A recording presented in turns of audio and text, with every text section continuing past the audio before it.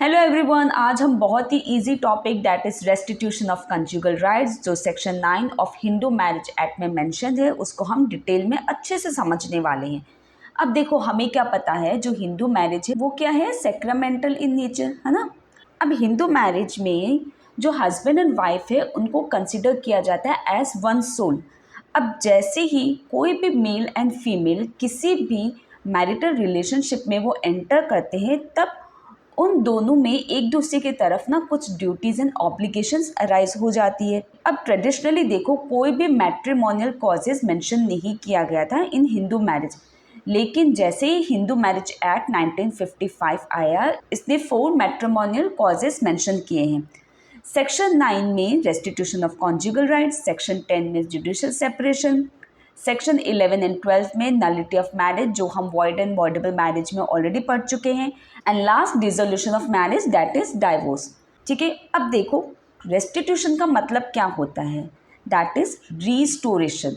किसी चीज़ को रीस्टोर करना, वापस से उसी फॉर्म में लेके आना है।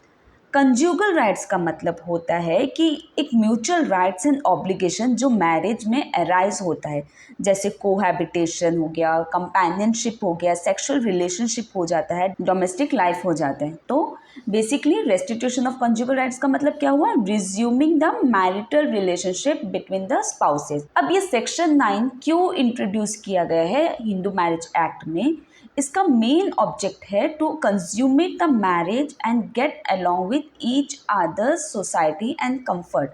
अब बेसिकली देखो, ये जो पेटिशन है रेस्टिट्यूशन ऑफ कंजुगल राइट्स, ये बेसिकली ना एक रेमेडी है, रिलीफ है। जब भी एक मैरिज यूनियन में अगर एक पार्टी दूसरे पार्टी के सोसाइटी से, उसके लाइफ से बिना किसी रीजनेबल ग्राउंड के अगर उसको अबेंडन कर देता है, उसको छोड़ के चला जाता है और वो मैरिटल रिलेशनशिप कंटिन्यू नहीं कर रहा है, तब इस कंडीशन में जो एग्रीव पार्टी है वो कोर्ट में आके सेक्शन 9 का एप्लीकेशन फाइल कर सकता है। ओके, सिंपल सी चीज़ है।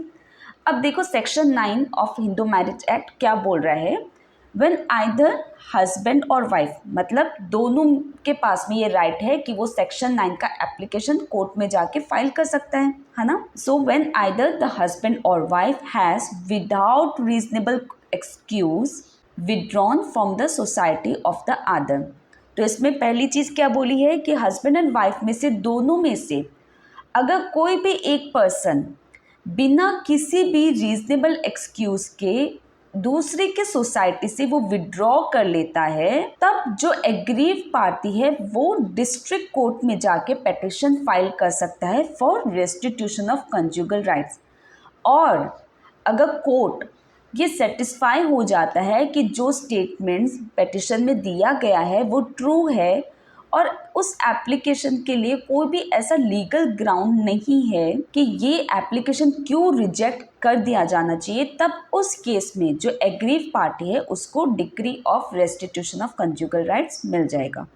सिंपल सी चीज़ है। अब यहाँ पे देखो सेक्शन 9 बोल रहा है कि 3 कंडीशंस में decree of restitution of conjugal rights मिल सकता है। सबसे पहले है कि जो रेस्पोंडेंट है उसने पेटिशनर के सोसाइटी से बिना किसी रीजनेबल एक्सक्यूज के विड्रॉ कर लिया है। अब यहाँ पे हम सोसाइटी से क्या मतलब समझते हैं, society means cohabitation and companionship a person expects in a marriage. Cohabitation मतलब living together as husband and wife, ठीक है। And withdrawal from the society, इसका मतलब ये होता है कि जो कंजुगल रिलेशनशिप है उससे रेस्पोंडेंट ने विड्रॉ कर लिया है फ्रॉम द पेटिशनर, ठीक है। मतलब वो रिफ्यूज़ कर रहे हैं कि वो अब पेटिशनर के साथ में मैरिटल इंटरकोर्स नहीं मेंटेन करना चाहते हैं। तो ये हो गया फर्स्ट कंडीशन। सेकेंड कंडीशन है that the court is satisfied about the truth और the statement made in a petition. तो जो पिटिशनर जिसने एप्लीकेशन फाइल किया है, अगर कोर्ट सेटिस्फाई हो जाता है कि पिटिशनर ने जो भी स्टेटमेंट्स दिए हैं पिटिशन में वो ट्रू है, वो सही है, तब आपको रेस्टिट्यूशन ऑफ कंजुगल राइट्स मिल सकता है। एंड लास्ट थर्ड है no legal ground why the relief should not be granted. तो कोर्ट के पास में कोई भी ऐसा लीगल ग्राउंड नहीं है, जो रेस्पोंडेंट है वो कोई भी लीगल ग्राउंड नहीं दे पा रहा है कि उसने क्यों पेटिशनर की सोसाइटी से विड्रॉ किया है विदाउट एनी रीजनेबल कॉज, वो कोई भी जस्ट एक्सक्यूज नहीं दे पा रहा है। एंड अगर तब कोर्ट सेटिस्फाई हो जाता है तब कोर्ट पेटिशनर को decree of restitution of conjugal rights दे देगा। ठीक है, अब ये जो decree of restitution of conjugal rights है ये इशू होगा under order 21 rule 32 of CPC। So basically इस डिक्री के थ्रू कोर्ट रेस्पोंडेंट को ऑर्डर देगा कि अब आपको पेटिशनर के साथ में जो मैटर रिलेशनशिप है दैट इज कंज्यूगल राइट्स जो है उसको मेंटेन रखना पड़ेगा। ओके, तो 3 कंडीशंस होने जरूरी है। ये जब 3 कंडीशंस फुलफिल हो जाएंगे तो ऑर्डर 21 रूल 32 CPC के अंदर में decree of restitution of conjugal rights मिल जाएगा। ओके, अब ये सेक्शन 9 का जो पेटिशन है कहाँ पे हम फाइल कर सकते हैं? It can be filed in any district court within the local limits of whose jurisdiction marriage was solemnized। मतलब जहाँ पे मैरिज हुई है या तो आप वहाँ पे आप फाइल करो। सेकेंड, आप कहाँ कर सकते हो? जहाँ पर दोनों पार्टीज एक साथ रहे थे वहाँ पर भी आप फाइल कर सकते हो, या फिर जिस समय पिटिशन फाइल किया गया है रेस्पोंडेंट जिस जगह में रह रहा था वहाँ पे भी फाइल किया जा सकता है। और अगर पिटिशनर वाइफ है, ठीक है, रिमेंबर अगर पेटिशनर वाइफ है तो वाइफ खुद जहाँ रह रही है at the time of filing of the petition then वहाँ पर भी सेक्शन 9 का एप्लीकेशन फाइल हो सकता है।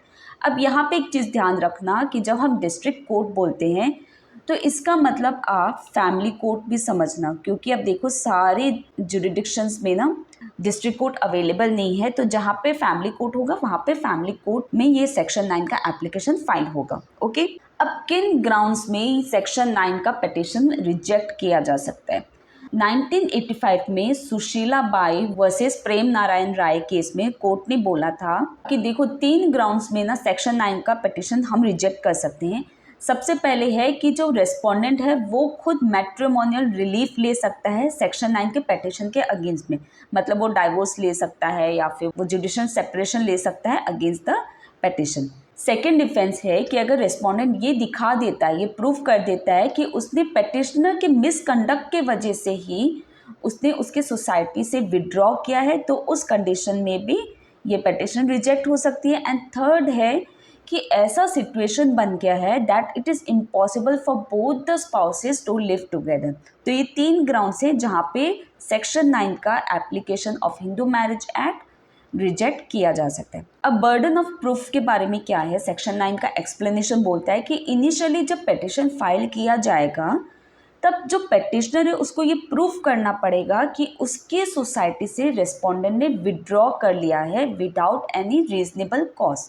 ठीक है, जब पेटिशनर ये प्रूफ कर देता है तो उसके बाद में ये जो बर्डन ऑफ प्रूफ है ये शिफ्ट हो जाता है रेस्पोंडेंट में। अब यहाँ पे रेस्पोंडेंट को प्रूफ करना पड़ेगा कि उसके पास में एक रीजनेबल एंड जस्ट एक्सक्यूज़ है कि उसने पेटिशनर के सोसाइटी से क्यों विड्रॉ किया गया है। ओके, अब देखो ये जो सेक्शन 9 है ये बेसिकली क्या कर रहा है, ये अलाउ कर रहा है एक स्पाउस को सीक करने के लिए कि मेरा जो कंज्यूगल राइट्स है उसको रिस्टोर करने के लिए। तो यहाँ पे सेक्शन 9 का मोटिव क्या है, ऑब्जेक्ट क्या है कि मैरिज को प्रिजर्व करना। लेकिन यहाँ पे साथ में क्या हो रहा है कि काफ़ी लोगों ने ये क्रिटिसाइज़ किया है कि ये जो सेक्शन 9 है ना ये वायलेट करता है article 14, 19 and 21 of the constitution. अब आर्टिकल 14 क्या है, राइट टू इक्वालिटी। 19 क्या है article, freedom of movement and residence. And article 21 क्या है, right to life and personal liberty. अब काफ़ी लोगों ने ये क्रिटिसाइज़ किया है कि देखो सेक्शन 9 क्या कर रहा है कि बेसिकली ये ऑर्डर दे रहा है कि एक स्पाउस को दूसरे स्पाउस के साथ में फोर्सफुली रहने के लिए, मैरिटल रिलेशनशिप बनाने के लिए। तो ये बेसिकली आर्टिकल 14, 19 एंड 21 एक पर्सन का जो राइट टू प्राइवेसी है कि उसकी जो प्राइवेट लाइफ है उसमें इंटरफेयर कर रहा है सेक्शन 9। तो सबसे पहले इसी से रिलेटेड केस आया था 1983 में, that is T Sarita versus T Venkata Subbaiah. अब यहाँ पे आंध्र प्रदेश कोर्ट ने बोला कि देखो सेक्शन 9 जो है इट इज़ अनकॉन्स्टिट्यूशनल। इन्होंने रीजनिंग दिया था कि देखो सेक्शन 9 जो है ना ये एक पर्सन का प्राइवेसी एंड ह्यूमन डिग्निटी को वायलेट कर रहा है, जो एक कोर एस्पेक्ट है आर्टिकल 21 का। ये बोल रहे हैं that the degree of restitution of conjugal rights ये बेसिकली ना एक पर्सन को फोर्सफुली कोहैबिट करने के लिए ऑर्डर दे रहा है। तो इसके वजह से क्या करता है, ये बेसिकली ये ड्रास्टिक इन्वेशन है ऑफ मैरिटल प्राइवेसी। उस समय जो जस्टिस P.A. चौधरी थे, उन्होंने तो इनफैक्ट ये भी बोल दिया था कि जो रेस्टिट्यूशन ऑफ कंजुगल राइट्स है it is a form of judicial rape. तो इस केस में क्या कहा गया, सेक्शन 9 इज़ अनकॉन्स्टिट्यूशनल। अब नेक्स्ट ईयर 1984 में दिल्ली हाई कोर्ट में और एक पिटिशन लगी थी चैलेंजिंग सेक्शन 9। ये केस था हरविंदर कौर वर्सेस हरमंदर सिंह। अब यहाँ पे कोर्ट ने कहा कि देखो सेक्शन 9 इज़ कॉन्स्टिट्यूशनल। इन्होंने एक रीजनिंग दी कि जो इंडिया में जो मैरिज कॉन्सेप्ट है ये सोशल इंस्टीट्यूशन है, ये कोई पर्सनल अरेंजमेंट नहीं है। सेक्शन 9 जो रिलीफ दे रहा है पेटिशनर को, ये बेसिकली प्रमोट करता है मैरिटल हार्मनी एंड कंसिलिएशन का, जो बेसिकली सोसाइटी के इंटरेस्ट में ही है। सेक्शन 9 किसी के भी राइट टू प्राइवेसी को वॉयलेट नहीं कर रहा है। अब देखो इन्होंने साथ में हाई कोर्ट ने ये भी कहा कि देखो ये जो राइट टू प्राइवेसी आपको आर्टिकल 21 से मिला है ना, ये एब्सोल्यूट राइट नहीं है। सेक्शन 9 बेसिकली एक सोशल इंटरेस्ट के लिए है जो प्रिजर्व करता है मैरिज को। तो यहाँ पर इस केस में क्या हुआ, जो टी सरिता का जो जजमेंट था जिसने सेक्शन 9 को अनकॉन्स्टिट्यूशनल कहा था, इसको यहाँ पे दिल्ली हाई कोर्ट ने कॉन्स्टिट्यूशनल बोल दिया। फिर सेम ईयर में सुप्रीम कोर्ट में भी और एक केस आया था, that is Saroj Rani versus Sudarshan Kumar Chadha. अब यहाँ पे सुप्रीम कोर्ट ने कहा कि सेक्शन 9 इज कॉन्स्टिट्यूशनल। जो सेक्शन 9 का ऑब्जेक्ट है it is to preserve marriage. हम किसी को सेक्सुअल रिलेशनशिप मेंटेन करने के लिए एनफोर्स नहीं कर रहे हैं, हम उसको ये नहीं बोल रहे कि आपको सेक्सुअल रिलेशनशिप बनाना ही पड़ेगा। रैदर हम ये बोल रहे हैं कि आप मैरिटल रिलेशनशिप में रहो, को हैबिट करो, ताकि मैरिज जो है वो प्रिजर्व हो सके एंड डाइवोर्स नहीं हो। साथ में इन्होंने ये भी कहा कि ये जो डिक्री है आप एनफोर्स कर सकते हो only through attachment of the property. अब जब भी कोई डिक्री पास होता है ना, जिसके अगेंस्ट में डिक्री पास हुआ है, मान लो कि यहाँ पे अब एक हस्बैंड को बोला गया है that you have to live with your wife, ठीक है। अब हस्बैंड बोल रहा है कि मैं अपनी वाइफ के साथ में नहीं रहूँगा, वो ये डिक्री कंप्लाई नहीं कर रहा था, तो उस कंडीशन में क्या होगा कि हस्बैंड की जो प्रॉपर्टी है वो कोर्ट अटैच कर लेगा अंडर CPC और कोई भी फिजिकल फोर्स अप्लाई नहीं किया जाएगा। साथ में यहाँ पर सुप्रीम कोर्ट ने ये भी कहा कि ये जो सेक्शन 9 है it does not violate article 14, 19 and 21। तो अभी करंटली जो सेक्शन 9 है इट इज़ कॉन्स्टिट्यूशनल एंड ये आर्टिकल 14, 19 एंड 21 को वायलेट नहीं करता है। सो आई होप कि आपको आज का क्लास अच्छे से समझ में आया होगा section 9 of Hindu marriage act क्या बोल रहा है। वीडियो को जरूर से लाइक करना, डू कमेंट बिलो कि और कौन से टॉपिक में वीडियोस चाहिए या कौन से प्लेलिस्ट चाहिए आपको। और आपको अगर मुझसे ऑनलाइन क्लासेस लेनी है तो नीचे डिस्क्रिप्शन बॉक्स या कमेंट बॉक्स में मेरा चैनल का लिंक मिल जाएगा, आप वहाँ से मुझसे कनेक्ट कर सकते हो। Till then bye bye and take care.